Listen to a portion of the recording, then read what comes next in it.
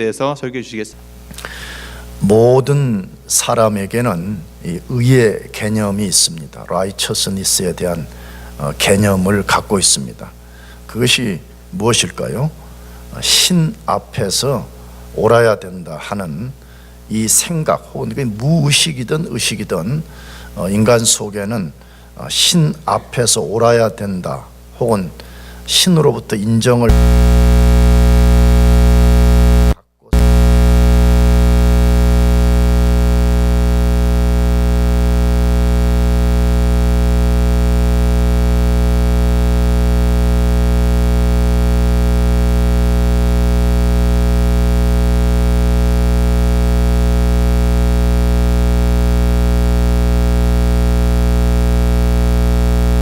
사람들은 하나님 앞에서 자신의 의로움을 자랑하는 강한 성향을 드러내게 됩니다.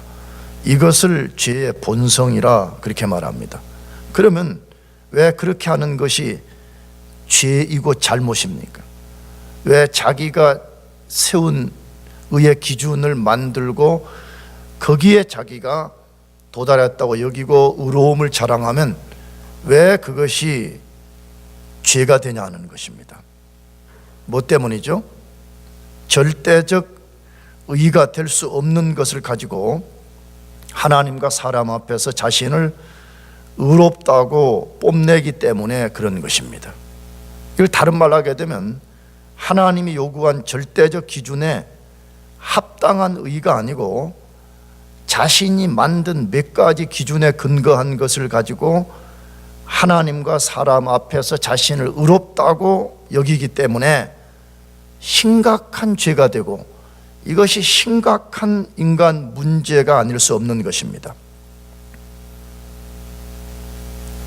그래서 예수님이 바로 이런 인간의 심각한 오해, 인간이 심각하게 왜곡시킨 율법과 의의 개념을 바로잡아 주려고 이 땅에 오신 것입니다. 물론 예수님이 이 땅에 오신 여러 이유와 목적이 있지만 그 중에 지금 오늘 본문과 관련해서는 예수님이 이 세상에 왜 오셨냐 그러면 인간들이 율법에 대한 오해 혹은 의에 대한 심각한 왜곡을 낳게 되는데, 예수님이 그게 진짜 무엇인가, 그것을 어떻게 하는 것이 옳은 것인가를 바로 잡아주고 그걸 우리에게 알려주시기 위해서 이 땅에 오시는 것입니다. 그래서 우리가 지난주에 읽었던 마태복음 5장 17절에 이렇게 되어 있습니다. 내가 율법이나 선지자를 폐하러 온 줄로 생각지 말라. 폐하러 온 것이 아니요 뭐라 함이라? 완전케 하려 함이라. 말씀드렸죠. 예수님 율법 쓰레기통에 확 집어넣는 것처럼 없애버리려고 온 것이 아니라고 분명하게 선언하고 있습니다. 완전하게 하려 함이라. 다시 말해 율법의 본래 목적을 예수님이 십자가의 죽음과 부활을 통해서 살려내신 후에 그 다음에 이 본래 목적이 무엇인가를 우리에게 알려주시기 위해서 오셨다라고 되어 있습니다. 그 다음에 또 한 구절 마태복음 5장 20절에 내가 너희에게 이르노니 너희의 의가 서기관과 바리새인보다 더 낫지 못하면 결코 천국에 들어가지 못하리라 라고 말씀했습니다. 하나님 앞에 진짜 절대적 의는 무엇이고, 그 다음에 우리가 당시에 바리새인 서기관들, 다른 말로 율법주의자들이죠. 율법주의자들보다 더 나은 의를 가져야만이 천국에 들어갈 수 있다는 것을 말씀해 주신 것입니다. 그런데 왜 예수님께서 우리의 의가 바리새인과 서기관들보다 더 낫지 아니하면 천국 못 들어간다 이 말씀을 하셨는가 하는 것이에요. 그것은 아까도 말씀드렸듯이 우리 인간들이 자신들이 만들어 놓은 몇 가지 기준에 근거해서 그것을 자기들이 성취하면 의롭다고 여기는 잘못된 왜곡된 의를 갖고 있었기 때문에 예수님이 하나님이 받으시는 의가 무엇인가를 알려주고 나가서 우리가 그 합당한 의를 가질 때만이 우리가 천국에 들어갈 수 있다는 것을 알려주기 위해서 그러신 것입니다. 그런데 이 말씀을 들었던 사람들, 그 중에 특별히 제자들이 혼란에 빠졌습니다. 지난주도 말씀드렸듯이 그렇다면 모세를 통해서 주신 율법과 예수님이 새롭게 말씀하시는 새 시대의 법은 어떤 관계가 있는가? 혹은 이 둘은 어떤 혼란, 충돌 이런 것들이 있는가 하는 것 때문에 혼란에 빠진 것이죠. 그래서 예수님이 구체적인 예를 들어가면서 설명을 해 주시는 것입니다. 그것이 오늘 본문의 말씀입니다. 오늘 본문이 포함된 마태복음 5장 21절에서 48절 내용입니다. 여기에 그리스도인들이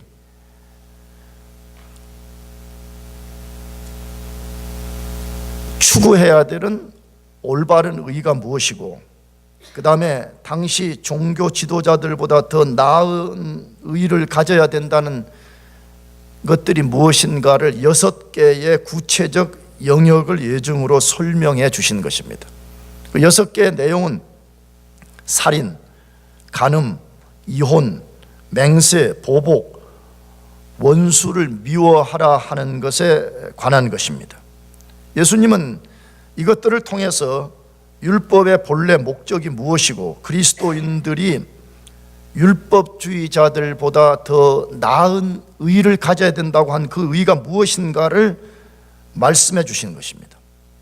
그러므로 우리 모두는 예수님을 믿고 예수님을 따르는 제자들이기 때문에 오늘 이 말씀은 우리와 관계가 없는 말씀이 절대로 아니고 우리와 아주 밀접한 관계를 갖고 있는 것입니다. 다시 말하면 어떻게 하면 우리가 올바른 의를 취하게 되고 예수님 당시에 종교 지도자들보다 더 나은 의를 갖게 되는가 하는 것을 알게 되는 거기 때문에 우리가 이것을 잘 배우고 순종하고 우리가 더 나은 의를 갖는 것을 우리가 배워야 됩니다. 오늘은 그 첫 번째 가르침인 살인에 대해서 말씀하고 있는데 우리가 이것을 함께 살펴보려고 합니다. 그렇다면 예수님은 살인에 대해서 무엇을 가르쳐 주시는가 하는 거예요. 살인에 대한 예수님의 가르침이 뭐냐 하는 것인데, 첫 번째로는 살인의 새로운 정의에 대한 가르침입니다. 살인이 무엇인가 하는 것을 예수님이 새롭게 우리들에게 말씀해 주고 계시는 것입니다. 그것이 마태복음 5장 21절로 시작하는데 다시 한번 마태복음 5장 21절을 같이 읽어보겠습니다. 시작. 옛사람에게 말한 바 누구든지 살인하면 심판을 받게 되리라 하였다는 것을 너희가 들었으나, 그래 되어 있습니다. 자, 예수님이 지금 율법의 본래 목적, 어떻게 하는 것이 우리가 의롭게 되는 것인가 하는 것을 알려주시기 위해서 지금 접근하는 방식이 지금 있는데 그 방식을 주목하는 게 필요해요. 그 방식이 뭐냐 그러면 대조의 원리를 쓴다는 거예요. 뭘 쓴다고요? 대조를 해요. 그런데 어떤 대조를 쓰는지를 우리가 유념하는 게 필요해요. 어떻게 대조를 하냐. 이 6개, 아까 말씀드린 6개의 목록 전부를 대조를 시켜요. 근데 어떻게 대조시킨다고 되어 있어요? 이렇게 되어 있어요. 옛사람에게 뭐한 바? 말한 바. 그런 다음에 쭉 말씀한 후에 마지막에 뭐뭐 하였다는 것을 너희가 들었으나, 그러니까 이거는 옛사람에 대한 이야기를 먼저 거론해요. 그 다음 뭐라 그랬어요? 우리 성경은 이게 없는데 헬라어 원문 성경 아주 명백하게 되어 있어요. 그러나 나는 너희에게 이르노니, 이렇게 되어 있어요. 지금 뭘 대조하고 있죠? 옛사람에게 말한 것과 그 다음에 누가 지금 말하고 있다고요? 예수님이 지금 말씀하는 게 있다 이거예요. 그러니까 두 개를 지금 대조해서 말씀한다 이거예요. 옛사람은 이렇게 말했고 그러나 나는 너희들에게 이렇게 말한다. 지금 이렇게 대조를 써서 말씀하고 있는 것이죠. 자, 그럼 먼저 여기에 옛사람에게 말한 옛사람은 뭘 말하냐 하는 것이에요. 이건 우리 한글 성경으로 옛사람이라 이렇게 아주 쉽게 탁 우리가 알아차리게 번역을 했는데 원래 말은 이전 시대로부터 있어 왔던 것 이렇게 되어 있어요. 이전 시대로부터. 그게 뭐겠어요? 당연하죠. 그것은 하나님 모세를 통해서 준 모세의 율법을 지칭하는 것이죠. 나가서는 구약 전체의 말씀을 지칭한다 그래도 틀린 것이 아니죠. 근데 그 중에 가장 대표적인 것이 뭐냐? 출애굽기 20장 13절에 보면 십계명의 6번째 계명, 뭐 하지 말아라? 살인하지 말지니라. 이렇게 모세를 통해서 말씀했다는 게 옛날 옛사람들에게 하나님이 모세를 통해 가지고 옛사람들에게 뭐 하지 말아라? 살인하지 말아라 이렇게 말씀했다는 것이에요. 자, 그런데 이제 이것이 오랜 역사가 흘러가면서 율법주의자들, 자꾸 내가 율법주의자들 그러면 바리새인 서기관들을 지칭하는 말이기도 해요. 근데 이 사람들이 살인이라는 개념 자체를 왜곡시켜 버렸다는 거예요. 어떻게 왜곡시켰느냐? 단순히 사람을 죽이지만 않으면 된다라는 것으로 한정시켜 버렸다는 것이에요. 무슨 이해되겠어요? 살인하지 말라 이 말에 그 하나님의 본래적 의도를 놓쳐버리고 그냥 살인 그러면 내가 다른 사람의 생명, 목숨을 내가 끊거나 죽이지 않으면 그것이 살인이다 이렇게 한정을 시켜버렸다는 것이에요. 그런데 잘 보세요. 그 당시 율법주의자들만 그렇게 하는 것이 아니고 지금도 사람들은 살인을 단순히 사람을 죽이지 않는 것으로만 규정시키고 있습니다. 여러분 그 결과가 뭐예요? 그 결과는 타인과 형제를 미워해요. 속으로는요. 막 죽일 듯이 미워하고 오랫동안 분노를 품고 무시하고 욕하면서도 사람을 죽이지 않았기 때문에 나는 의롭다 이렇게 생각한다는 것이에요. 그러니까 비록 이것이 지금 대조를 통해서 율법주의자들에 대한 이야기이기도 하지만 사실은 오늘 우리들에 대한 왜곡일 수 있는 거예요. 오늘 우리들도 어떻게 생각한다고요?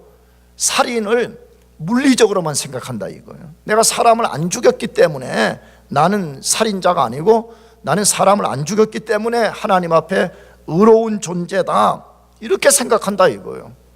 그래서 예수님이 살인에 대한 정의를 새롭게 알려주시는 것이에요. 옛사람에게는 이렇게 말했지만 나는 너희들에게 이렇게 말한다. 이게 살인이다. 이것도 살인이다 라고 말한다 이거예요. 그것이 마태복음 5장 22절 말씀인데 같이 읽어보겠습니다. 뭐가 살인인지를 잘 보자 이거예요. 같이 시작. 난 너희에게 이르노니 형제에게 노하는 자마다 심판을 받게 되고 형제를 대하여 라가라 하는 자는 공회에 잡혀가게 되고 미련한 놈이라 하는 자는 지옥불에 들어가게 되리라. 자, 예수님이 말씀하는 살인의 새로운 정의가 뭐예요? 다시 말해서 성경이 말하는 살인이라는 본래 개념은 뭐냐 하는 것이에요. 세 가지 말했죠. 뭐라고? 형제에게 분노하고 그 다음 뭐라고 말한다고요? 라가라고 말하고 혹은 미련한 놈이라고 말하는 이것이 살인에 해당한다 그렇게 말해요. 자, 근데 우리가 여기서 주목할 것이 있어요. 여기 형제라는 이 말이 뭐냐 하는 거예요. 헬라어로는 포 아델 포스 아우투 이렇게 돼 있어요. 근데 이 말은 바로 그의 형제에게 그 말이에요. 이걸 그대로 번역하면 그러니까 이 말에 바로 그의 형제 이 말은 꼭 우리가 교회 사람에게만 해당되는 게 아니에요. 그의 형제니까 너의 삶 속에서 내가 관계된 모든 사람 그 말이에요. 그래서 이것을 형제 그러면 우리는 우리 가족 혹은 아니면 교회 안에서만 만나는 사람으로 한정시키기가 쉬운데 그렇지 않고 모든 사람을 대할 때 그 말이에요. 근데 우리가 모든 사람을 대할 때 제일 먼저 그 사람에게 분노를 해요. 분노하고 그 다음에 라가라는 말은 히브리어로 말하는 욕이에요. 욕.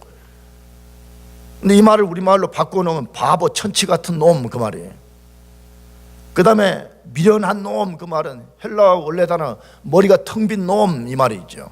근데 만약에 우리가 교회 안에서뿐만 아니라 교회 밖에 우리 관계하는 어떤 사람들이 우리가 이렇게 말한다면 그것 자체가 살인이라 그러지 그렇게 말하는 거예요. 무엇을 말씀하고 있는 것입니까? 살인의 범위와 방법을 확대해서 말씀하고 있습니다. 예수님은 당연히 신체적으로 사람을 죽이는 것은 말할 필요도 없고 그것을 넘어서 형제에게 분노하여서 마음으로 미워하고 업신여기는 말을 하고 경멸하는 일체 행위를 살인이라고 지금 규정하고 있다는 것이에요.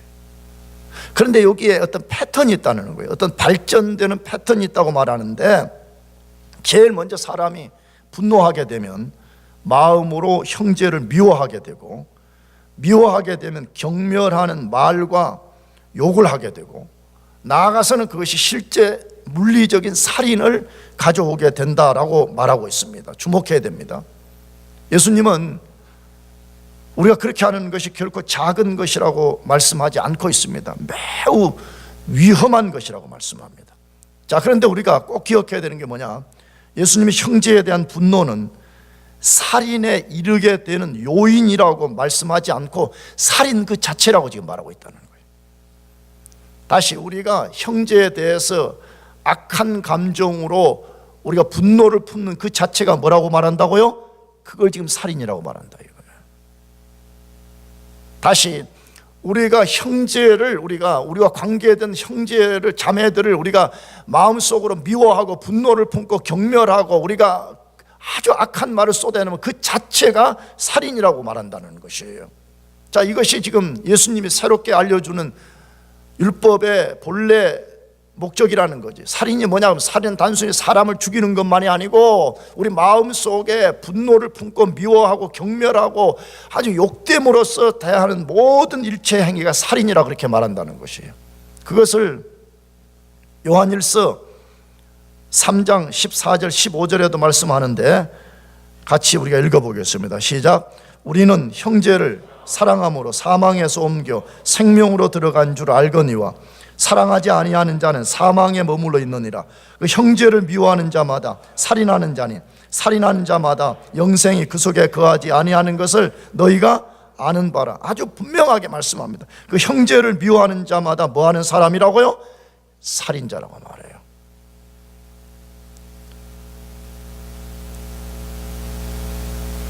우리가 꼭 물리적으로 사람을 죽이는 것만이 아니고 형제를 미워하는 것, 그것을 우리가 품고 사는 사람 말이에요. 내가 악함 속에서 형제를 미워하는 계속 품고 있으면 그 자체가 살인이라고 성경이 아주 분명하게 말씀합니다. 우리가 이 말씀 앞에서 자유로움을 느끼거나 목사님 나는 그것과 아무 관계가 없습니다, 나는 의로운 사람입니다 라고 주장할 사람이 거의 없을 것 같습니다. 무엇을 보여줍니까? 여러분, 이 엄청난 도전의 말씀 앞에서 뭘 우리에게 배우기를 원하시는 거예요? 여러분, 예수님 따라가는 것이 우리에게 얼마나 온전한 것을 요구하는가 하는 것을 배우게 됩니다. 제일 먼저는 예수님 따라간다는 것이 뭐냐 하는 거예요. 그냥 교회 나오면서 마음과 라이프 스타일은 완전하게 율법주의자들처럼 너희가 산다면 너희는 예수 그리스도의 제자가 아니라 지금 그 말이잖아요. 예수 따라가는 것은 온전함을 요구합니다. 온전함. 한번 생각해 보세요. 우리가 형제를 미워하지 않고 우리가 그 마음 갖고 우리가 주님을 따라가라고 말하는데 이거는 굉장한 것을 요구하는 거잖아요. 여기서 우리가 어떤 것을 배우게 되잖아요. 뭘 배워요? 우리 스스로에게는 하나님이 인정하실 절대적 의의가 없다는 거예요. 그렇잖아요. 우리가 알잖아요. 우리 자신을 속일 수가 없잖아요. 우리는 이 말씀 앞에 우리 자신을 비춰보면 우리는 그렇지 않잖아요. 분노를 품고 우리가 미워하고 우리가 적대적인 행위를 우리가 할 때가 얼마나 많아요. 뭘 깨달아요? 우리가 이 말씀 앞에 딱 서보니까 내 스스로는 불가합니다 이거잖아요. 그렇잖아요. 내 스스로는 이게 안 됩니다. 이걸 깨닫는 거잖아요. 거기서 뭘 발견한다고요? 그렇기 때문에 예수님이 필요합니다. 하나님의 절대적 의가 되신 예수님이 필요합니다. 나는 예수님을 의지하지 않고는 하나님께 설 수 없습니다. 아멘이죠? 사실인 것 같아요. 나는 모르겠어요. 여러분, 난 잘 모르겠어요. 난 날 보면 그래. 나는 진짜 이 말씀 앞에 새 시대의 법인 이 계명의 말씀 앞에 나 자신을 비춰볼 때 난 여기서 자유하지 못해요. 난 여기서 내가 철저하게 100% 의롭다고 난 절대 나 자신을 주장하지 못합니다. 그렇기 때문에 내 것을 가지고는 하나님 앞에 한 발자국도 나갈 수 없다는 걸 깨닫거든요. 그렇기 때문에 예수님이 필요하다는 거예요. 예수님의 의로움이 필요하다는 거예요. 아멘. 내가 오늘 여러분 앞에 나올 때 이 옷을 입고 오듯이 예수 그리스도의 의로 나를 옷 입혀주지 않으시면 내가 하나님 앞에 나갈 수 없다는 것을 우리가 배운다는 것이에요. 나가서 뭘 보여주는 거예요? 우리가 지금까지 혹시라도 살인에 대해서 잘못된 견해를 갖고 형제를 마음으로 미워하고 경멸하는 그런 죄를 범하고 있었다면 그 죄를 속히 인정하고 하나님께 용서를 구하고 그 죄로부터 돌아서라고 말씀하는 거예요. 그렇게 합시다 하면, 왜 그렇게 하지 않으면 그 자체가 살인이라고 말씀하고 있습니다. 여러분, 만일에 내가 사람을 조금 전에 죽이고 이 앞에 와서 여러분 내가 섰다면 여러분이 날 보고 뭐라고 하겠어요? 내 말에 귀도 기울이지 않겠지만 여러분들이 나한테 살인자라고 돌을 던지지 않겠어요? 그런데 우리는 물리적으로 사람을 죽인 적은 없을지라도 우리가 얼마나 많이 성경적 관점에서 우리가 살인을 저지르는 살인자의 삶을 사냐 이거예요. 너희가 진짜 그것을 깨닫는다면 너희 죄를 인정하고 그 죄로부터 완전히 돌아서라고 말씀하는 거예요. 여러분과 제가 혹시 그런 것이 있다면 그 죄에서 돌아서는 역사가 있기를 축복합니다. 그 다음에 두 번째로 예수님이 살인에 대해서 무엇을 가르치고 있습니까? 살인을 금해야 되는 이유에 대해서 가르치는데, 왜 우리가 살인하면 안 되냐? 물리적인 것은 말할 필요도 없고 우리가 마음으로부터 분노하고 미워하고 경멸하는 이런 살인을 저지르면 안 된다는 것이에요.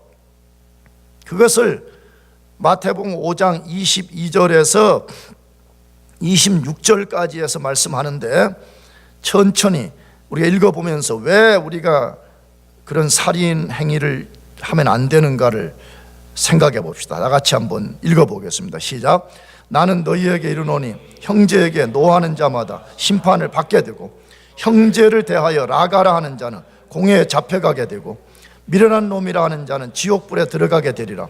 그러므로 예물을 제단에 드리러 거기서 내 형제에게 원망 들을 만한 일이 있는 것이 생각나거든 예물을 제단 앞에 두고 먼저 가서 형제와 화목하고 그 후에 와서 예물을 드리라.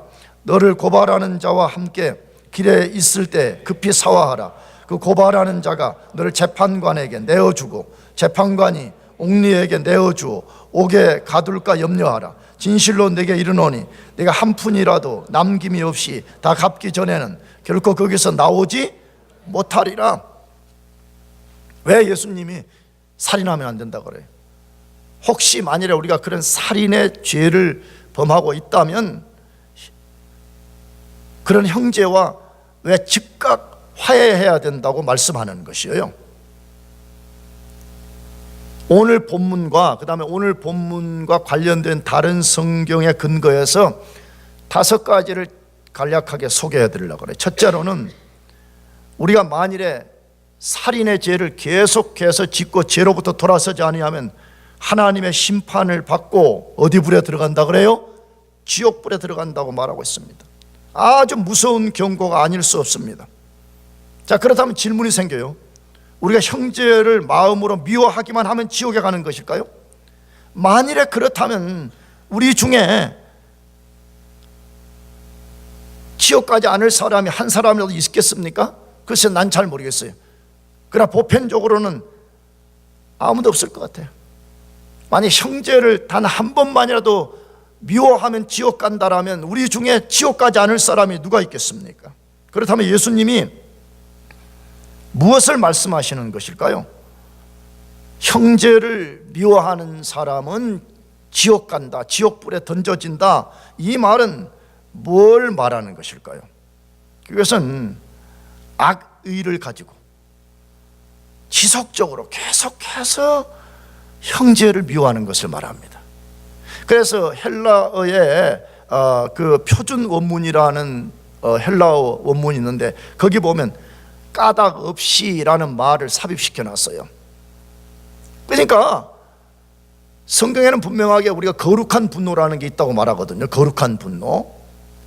근데 대부분의 사람들은 거룩한 분노를 품지 않아요. 전부 다 어떤 악의적인 것 때문에 분노를 품는데 그것을 일시적이라고 지금 말하지 않고 지속적이라 그렇게 말하는 거예요. 실제 헬라어 단어가 그걸 썼어요. 헬라어 단어에는 노하다는 단어가 2개가 있는데 그중에 오늘 본문에 쓰여진 것은 지속성을 말하는 거예요. 계속 내 마음속에 악한 마음을 품고 끊임없이 미워하고 끊임없이 적대적인 생각을 갖고 미워하는 말을 하고 이런 모든 일체 행위들을 지칭하는 것이에요. 이런 사람은 지옥 간다라고 말씀하면서, 그렇기 때문에 예수님이 그 죄에서 즉각 회개하고 돌아서라는 것이에요. 만일에 회개를 거부하고 그런 태도로 형제를 대하는 사람이 있다면 그 사람은 구원받지 않은 사람일 가능성이 굉장히 농후합니다. 그게 당연히 천국에 못 들어가는 거죠. 요한일서만 봐도 그런 거잖아요. 우리가 죄를 범하면 분명하게 하나님의 자녀도 아니요 천국에 못 들어간다는 원리를 가르치는데, 거기에 죄를 범한다는 말이 내가 대학부 성경 공부 때 말했지만 현재 동사로 쓰여져 있는 거예요.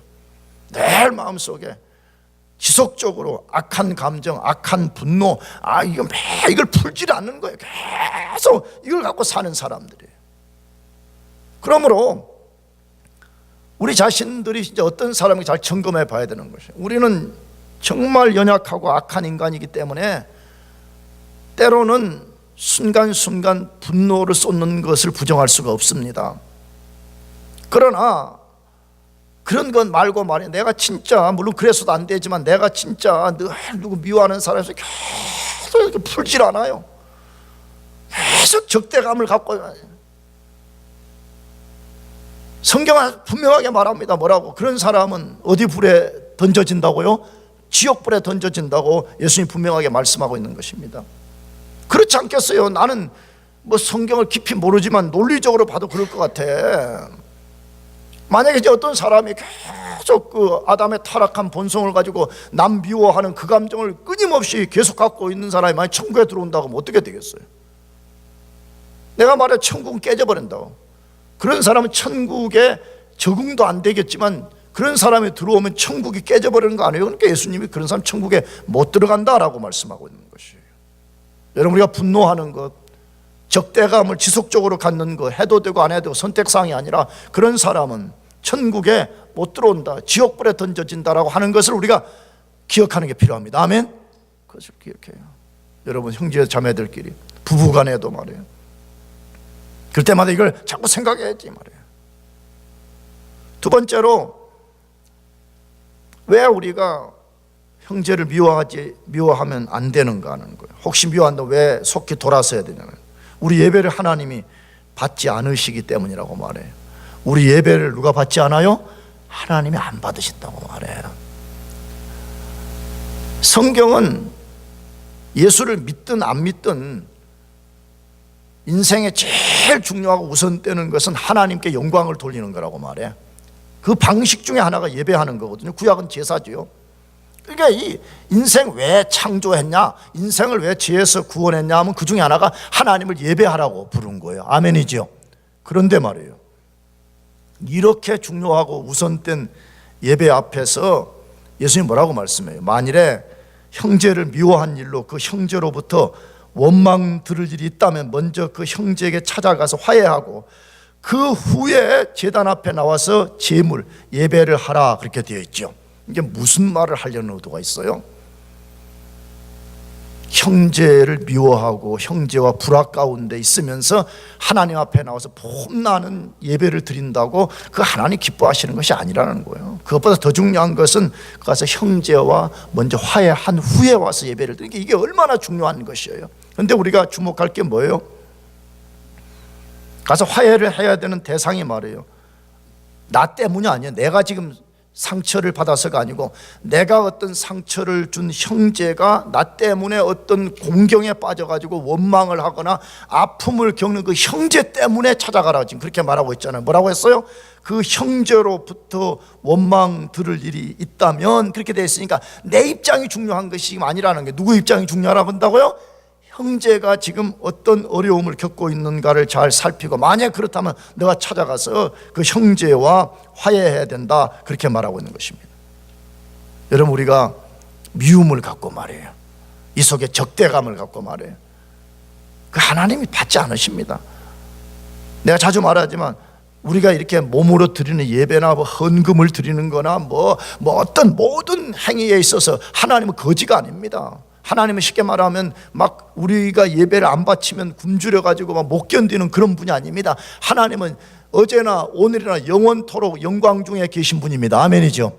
그러므로 우리가 무슨 헌금을 안 드리면 하나님이 영광을 못 받으시고 그런 게 없습니다. 그러니까 우리 자신을 잘 살펴보는 게 필요해요. 나는 부부간의 관계에서 혹시 적대감을 갖고 있는 것은 없는지, 형제 간에, 자매 간에, 우리 교우들 간에 이런 것이 없는지를 잘 살펴봐야 돼. 왜? 만일에 우리가 그렇다면 하나님이 우리 예배를 받지 않으신다고, 기뻐하지 않으신다라고 말씀하기 때문에 그렇습니다. 세 번째로, 왜 우리가 죄 짓는 것을 중단하고 혹시 죄를 지었다면 왜 속히 그것을 돌아서야 돼요? 형제와 화해할 기회를 놓치면 위기에 빠지기 때문이라고 말합니다. 하나님이 주신 찬스, 이때 빨리 우리가 화해하고 서로 잘못을 용서하고 용서받고 하는 이것을 안 하면 우리가 엄청난, 돌이킬 수 없는 위기에 빠진다고 되어 있습니다. 그래서 예수님이 하나의 그 당시에 문화적 예를 들어서 설명한 거죠. 그게 뭐예요? 예수님 당시에 고발자와 피고발자는 함께 법정에 손을 잡고 출석해야 됐다 그래요. 만약 재판관이 고발된 것을 처리하려고 그러면 같이 원고와 피고가 같이 오너라 이렇게 했다는 거예요. 그런데 어떻게 하죠? 손잡고 재판관 앞에 도착을 해가지고 재판관이 만일에 피고발자에게 심판을 내리고 너는 감옥에 가라, 만약 그렇게 되면, 뭐 지금도 그렇지만 고대 당시에는 가장 작은 거 하나까지 갚기 전에는 그 사람이 감옥에서 못 나온다는 거예요. 그 예정을 들면서 지금 우리들에게 말하는 것이에요. 그 원고와 피고가 손을 잡고 재판장 앞에 서기 전에 문제를 빨리 해결해야 되는 것처럼 너희가 하나님 앞에 서기 전에 이런 문제를 해결하라는 거예요. 진짜 재판장이신 하나님 앞에 너희가 서서 이 문제가 해결되지 않는다면 너희가 그때 엄청난 곤경을 겪을 것이라는 것이에요. 그런데 우리가 어떻게 하죠? 우리는 쉽게 미워합니다. 우리는 쉽게 형제 자매들을 멸시하고 쉽게 우리가 분노하는 경우가 얼마나 많은지 모릅니다. 그래서 예수님이 지금 말하는 거예요. 기회를 잃어버리기 전에 속히 그런 문제가 있다면 해결하라라고 말씀하는 것이에요. 네 번째로는 형제를 미워하는 것은 하나님을 미워하고 욕하는 행위이기 때문에 그렇게 해서는 안 된다는 거예요. 모든 사람들이 다 그렇지만 특히 주님을 섬기는 모든 사람은 하나님의 형상대로 창조된 형제입니다. 믿습니까? 그런데 우리가 형제에게 분노를 쏟고 미워하는 행위를 하는 것은 그 형제를 자신의 형상대로 창조하신 하나님께 분노를 쏟고 미워하는 행위가 된다는 것이에요. 내가 우리 대학부 친구들이 자주 예를 들었거든요. 여기 내가 지금 설교 강대상이 있는데 이게 하나의 작품이라고 생각하시고 내가 오랫동안 심혈을 기울여서 이 작품을 하나 다 만들어서 요 앞에 딱 갖다 놓았어요. 그러니까 요 밑에다가 내가 만들었다고 내 사인까지 딱 여러분이 지나다니면서 뭐 이래? 모양새가 뭐 이래? 만약 여러분이 이거 발로 차고 욕을 한다 그러면 여러분 1차적으로는 이 작품에 대해서 욕을 하는 거지만 궁극적으로는 누구에게 욕을 돌리는 거예요? 나에게 욕을 하는 거잖아요. 이걸 만든 나를 욕하는 거잖아요. 여러분 우리가 형제 자매를 그렇게 대한다면 그 형제 자매를 창조하신 하나님을 우리가 욕하는 행위가 되는 거라는 거예요. 하나님을 모독하는 행위가 된다, 그렇게 말씀하고 있기 때문에 우리가 그런 행위를 즉각 중단해야 된다고 말하는 것이. 다섯 번째는 우리 자신을 파괴하고 참 자유를 빼앗기 때문이라고 말합니다. 이건 우리 경험적으로도 압니다. 우리가 형제를 향해서 분노하고 미워하고 멸시하고 살인하면 어떻게 되죠? 우리 자신이 마음의 감옥에 갇히는 것을 보잖아요. 우리 영혼이 파괴되는 것을 보잖아요. 그러므로 예수님이 왜 살인을 금하시는지를 잘 기억하고 여러분 우리가 더 이상 이런 행위를 하는 것을 중단합시다 하면 딱 단호하게 중단하는 것이 필요해요. 마지막 세 번째 예수님이 살인에 대해서 무엇을 가르치고 있어요? 살인하지 않는 비결에 대해서 말씀합니다. 살인하지 않는 원리, 어떻게 하면 그럼 우리가 이런 살인의 죄를 범하지 않을 수 있냐는 것이에요. 그래서 방금 읽은 마태복음 5장 22절에서 26절 속에 포함되어 있는데 다시 읽지는 않겠습니다. 그 비결이 첫째 뭐라고 말해요? 엄중한 경고를 기억하라고 말해요. 엄중한 뭘 기억하라고요? 경고. 예수 그리스도의 엄중한 경고를 기억하라고 말해요. 근데 그 경고가 뭐였어요? 만일 우리가 형제 자매를 지속적으로 미워하는 걸 중단하지 않고 그 죄로부터 돌아서지 않으면 반드시 하나님의 심판을 받고 어디 불에 들어간다고요? 지옥불에 들어간다고 말씀했습니다. 잘 기억합시다. 실제로는 안 들어가는데 예수님이 우리에게 겁을 줘가지고 겁박을 해서 협박을 해서 형제를 미워하지 않게 하려는 의도가 절대로 아니라는 것을 기억해야 됩니다.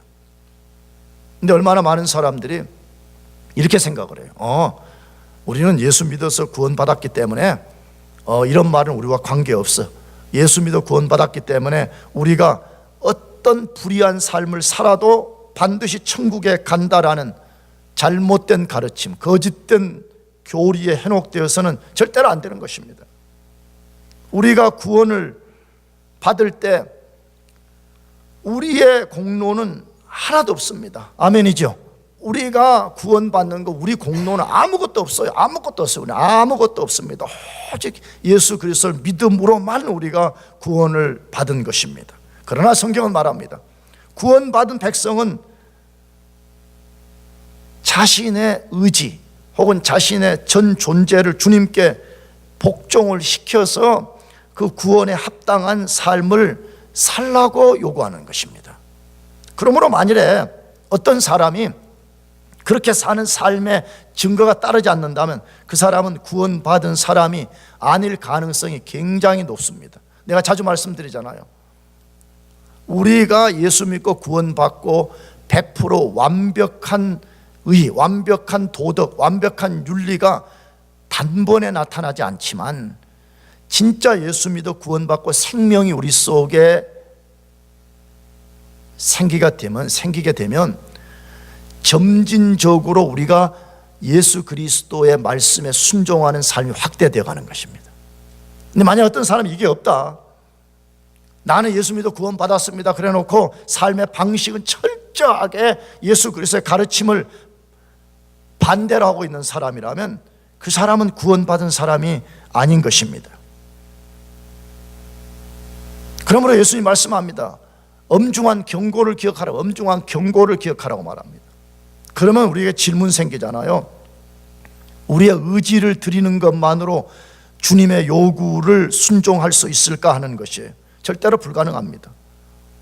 마태복음은 우리 스스로는 하나님이 인정하시는 의리를 만들 수 없고 예수님의 명령에 순종할 수 없다고 가르치고 있습니다. 아멘이지요?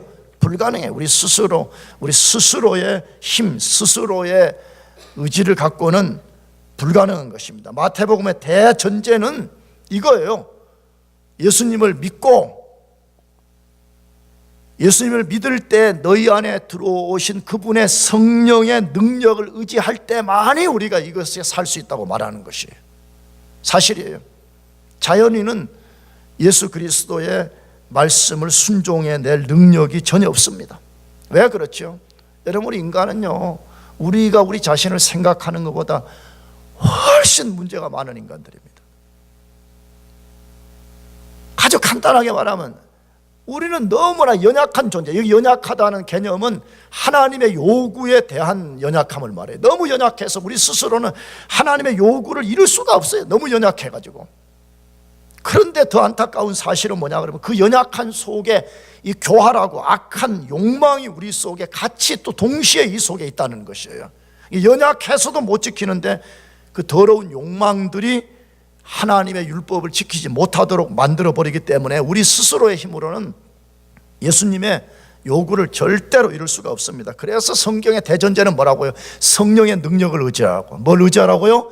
성령의 능력, 다시 말하면 예수 그리스도의 영이신 그분의 능력을 의지하지 않고는 우리가 절대로 이걸 할 수가 없다고 말해요. 그렇잖아요. 우리가 어떻게 성령의 능력이 없이 어떻게 우리가 그걸 할 수가 있겠어요? 불가능한 것입니다. 그래서 지난주에도 읽었지만 우리가 한 번 더 이 구절이 너무 중요하니까 로마서 8장 1절에서 4절까지 한 번 더 읽어보겠습니다. 같이 시작. 그러므로 이제 그리스도 예수 안에 있는 자에게는 결코 정죄함이 없나니 그리스도 예수 안에 있는 생명의 성령의 법이 죄와 사망의 법에서 너를 해방하였습니다. 율법이 육신으로 말미암아 연약하여 할 수 없는 그것을 하나님은 하시나니 그 죄로 말미암아 자기 아들을 죄 있는 육신의 모양으로 보내어 육신의 죄를 정하사 육신을 따르지 않고 그 영을 따라 행하는 우리에게 율법의 요구가 이루어지게 하라 하심이니라. 아멘. 무슨 말이에요? 원래 우리는 죄로 인해서 정죄 속에 있었다. 넌 죄인이다, 너는 저주를 받아 지옥에 가야 될 존재다, 이 정죄 속에 있었는데 우리가 어떻게 그 모든 정죄로부터 벗어날 수가 있었어요? 예수님이 십자가의 죽으심과 부활을 통해서 우리 정죄를 다 없게 하신 후에 그것이 우리 것이 되게 하시려고 성령을 보내서 우리가 성령을 받고 우리가 성령 안에 있으면 우리 모든 정죄로부터 우리가 자유하게 되고, 그 다음에 그것으로 끝을 냈다고 말하지 않고 성령의 능력을 덧입어서 율법의 요구를 이루는 사람이 되겠다. 할렐루야. 그러므로 우리가 성령의 능력을 입지 않고는 절대로 우리가 산상설교의 삶을 살 수가 없어요. 불가능해요. 이 율법의 말씀을 우리가 성령의 능력 없이는 우리가 지킬 수가 없는 것이에요. 여러분, 그렇기 때문에 성령의 능력을 의지하시길 바랍니다. 아멘. 성령의 능력을 의지해야 돼요. 성령의 능력을. 예수 믿는 사람들이 성령의 능력을 의지하지 않으면 아무것도 할 수가 없어요. 여기 아무것도라는 말, 하나님이 원하는 삶을 살아낼 수가 없어요. 그러므로 지금도 여러분 이번 한 주간도 성령의 능력을 의지하여 살기를 바랍니다. 그렇게 사는 거예요. 그 다음에 마지막 비결이 뭐예요? 그것은 우리가 야고보서 1장 20절 말씀을 기억하는 것이에요. 야고보서 1장 20절 말씀이 매우 중요한 말씀이에요. 그것을 같이 읽어보겠습니다. 시작. 사람이 성내는 것이 하나님의 의를 이루지 못함이라. 사람이 성내는 것, 화내는 것, 분노하는 것이 하나님의 의를 이루지 못한다, 그렇게 돼 있어요. 근데 사람들은 착각하거든요. 나도 그렇고 상당히 많은 사람들이 착각하는 게 뭐냐 그러면 화를 내면 어떤 일을 더 빨리 잘 이룰 거라고 생각해요. 그러기 때문에 막 그냥 분노하고 분노를 쏟아내는 거잖아요. 근데 성경은 분명히 말해. 우리가 분노하는 것이 하나님의 뭘 이루지 못해요? 의를 절대 이루지 못한다고 말해. 여러분, 여기 하나님의 의라는 말은 뭐예요? 여러 가지로 해석이 가능한 말인데 하나님이 의도한 것, 그렇게 말하고 싶어요. 여기서는 하나님이 우리 삶에 의도한 것이 있는데 우리가 분노한다고 해서 그것을 더 잘 이루는 것이 절대로 아니라는 것이에요. 나가서 우리가 그럼 분노하는 이유 중에 하나는 뭐죠? 우리가 분노하게 되면 내가 이 모든 상황을 컨트롤할 수 있을 거라는 착각 때문에 그러는 거잖아요. 근데 야고보서는 말합니다. 우리가 분을 낸다고 해서 하나님의 의를 이루는 것이 절대로 아니라고 말합니다. 그러므로 여러분,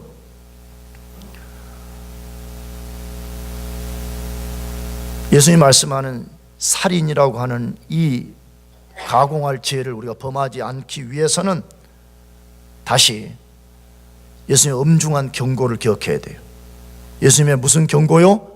그 엄중한 경고는 만일에 우리가 그걸 돌아서지 않고 계속 우리가 그 길을 간다면 우리가 어디 갈 것이라고 말해요?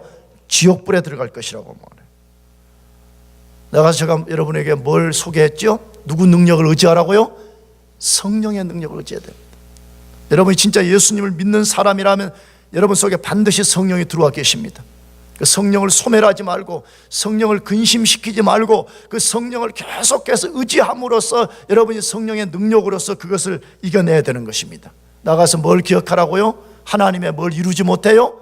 의를 이루지 못해요. 우리가 그런다고 해서 하나님의 의를 잘 이루는 것이 절대로 아니라는 이 말씀을 꼭 기억하고, 예수님이 새 시대의 법 중에 하나, 살인하지 말라 하는 이 말씀의 뜻을 잘 새기고, 나도 여러분도 더 이상 이 죄를 범하지 말고 이 죄로부터 완전히 돌아서서 우리가 하나님 앞에 의로운 백성들로 살아가기를 축복합니다. 기도하겠습니다. 하나님 아버지,